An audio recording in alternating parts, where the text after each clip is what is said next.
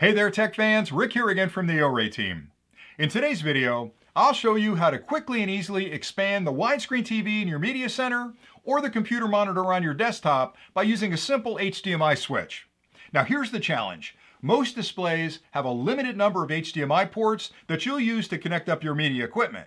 And in the past this wasn't an issue because maybe you only owned a DVD player and a cable box and there were plenty of ports available to connect up that gear and then use the remote control for that widescreen TV to switch between the inputs.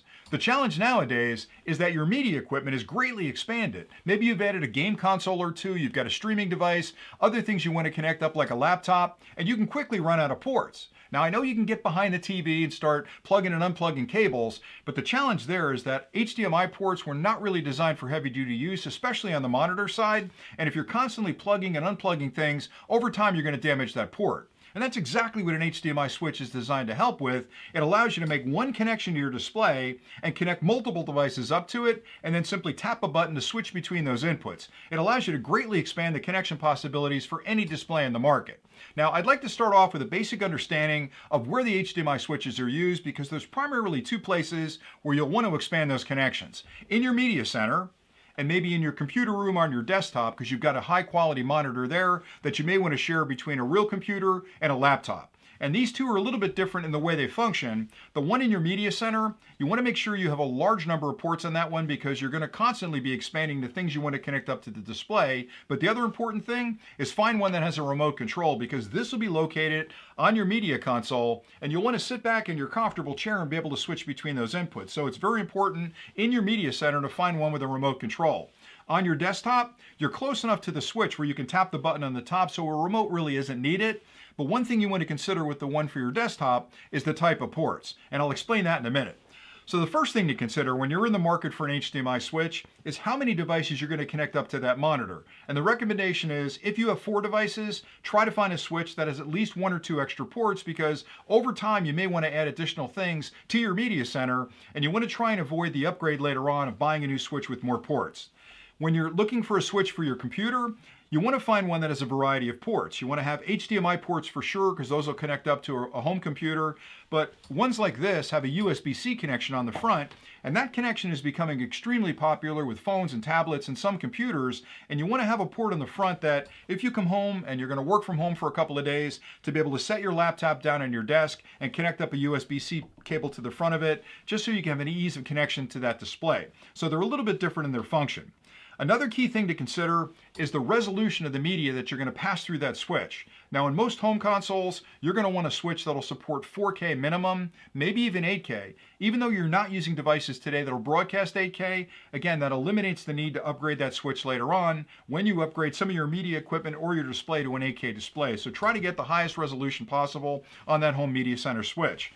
With the computer switch, 4K is probably okay for quite a long time. Most computers nowadays are still at 4K or they're 1080p, so a 4K switch will probably serve you very well for a period of time there. Another key consideration are the features that are built into the switch. And what I mean by that is there are a lot of standards that are associated with HDMI. So you want to find a switch that supports the latest versions of HDMI, at least at 2.1, and that ensures that any media device you want to connect up to it will be compatible with that switch. Same thing with the home computer monitors as well. A lot of those require HDMI 2.1 as well. So always look for the latest version of HDMI when you're connecting these up. Another key feature with the home system in particular are advanced functionalities like HDCP, which deals with copy protection. A lot of the new modern media equipment have HDCP protocols built into it, and if the switch can't handle the latest versions of HDCP, the media will stop at the switch. It'll never make it to the display. Now, one of the latest standards for HDCP is 2.3, so when you're searching for a switch for your media center, find one that's HDMI 2.1 and HDCP 2.3, and that way all of the copy protected media will pass through the switch to your monitor. It's not as important with your computer switch because there you're not really playing copy protected content, but if you can find one here that's got HDCP 2.2, that's great as well. Another key feature is CEC, which is Consumer Electronics Control, and that's a foundational function that is built into HDMI. In home systems, you're definitely going to want to have CEC compatibility on the switch because if you're using a single remote to control your media devices and your display, you need to make sure the switch can pass those CEC signals along to your display and all your other equipment. So look for HDCP 2.3, CEC compliance, and HDMI 2.1. And that'll ensure that you've got a switch that you can use for a couple of years going forward. Now, a couple other things I wanted to mention. When you're connecting these up to your display, always try to find the best quality HDMI cable you can find, because even though you can save a little bit of money on HDMI cables, the quality of the cable really determines how easily you can connect up devices, and in some cases can really affect the resolution that's being passed along to your monitor. So always find the best quality HDMI cable you can afford. You also want to make sure you keep the HDMI connections between your media devices and the switch in your display as short as possible. Most HDMI connections are limited to about 5 meters or 10 meters at the most. If you get beyond that, you can have degradation in the signal and have connection issues as well. Now, what I'd like to show you next is just a simple demonstration of how you can connect this up to a monitor and switch between these devices. Now, for this demonstration, I've got 3 small media players set up right here that are simulating a couple of different things: a game console, a media player, and a computer. So there's images on there that are going to display, so I can make it easy to switch between those. Over here, I've set up a small monitor to act as my output display. So the first connection I'll make is from the actual monitor to my switch. Let me plug it in the back here. And then I'll connect that up to the output of the switch, which is right here. And then I'm ready to connect up my inputs. Now, this is a 4x1 switch, which means I can take 4 different devices to a single output. So I'll connect up my 3 devices. In this case, I've got 3. To input number 3, input number 2, and input number 1. Now I'm all ready to add power.